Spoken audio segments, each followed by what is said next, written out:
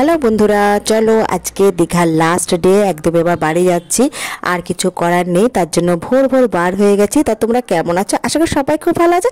আর আমরা সবাই খুব ভালো আছি। বুঝতেই পারছি এখনও দীঘাতেই আছি।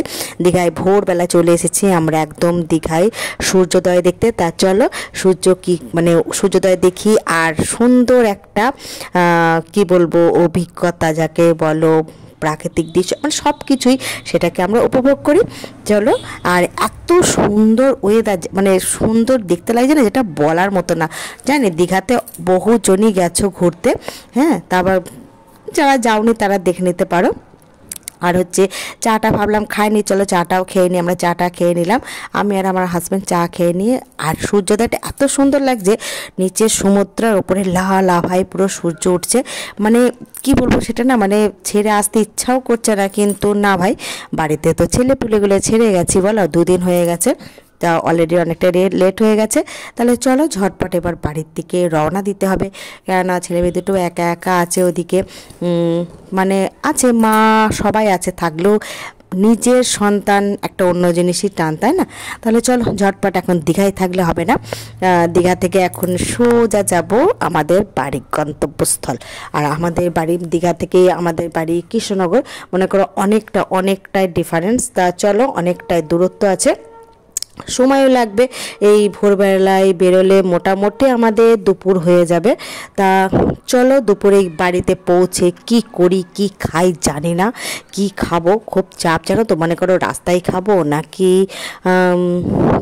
বাড়ি থেকে রান্না করে খাবো, কিচ্ছু জানি না, এখন যাওয়ার উপরে ডিপেন্ড করছে। তাহলে চলো দেখি কি করি না করি, তোমরা দেখতে থাকো কেমন। আর দীঘা থেকে যাচ্ছি, একটু তো মনটা খারাপ লাগবেই, তাই না? বেশ 2 দিন ধরে বেশ সুন্দর একটা এনজয় করলাম, রান্না নেই বান্না নেই, একটা সুন্দর মোমেন্ট, শুধু ঘুরে বেড়ালাম, কি সুন্দর, আহা।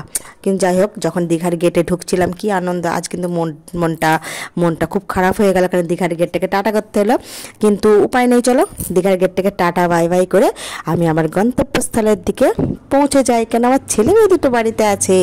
চলো, আর দীঘায় থাকলে হবে না, দীঘায় অনেক এনজয় করেছি। এখন বাবা দীঘার টাটা বাই বাই, চলো বাড়ির দিকে যাই, তাই না? চলো।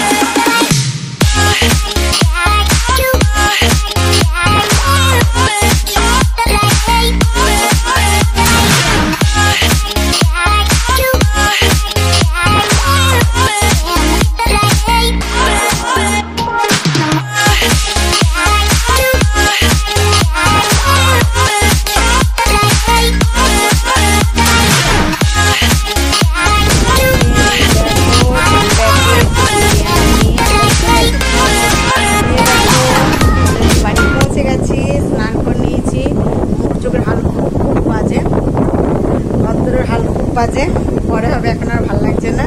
আর দেখছো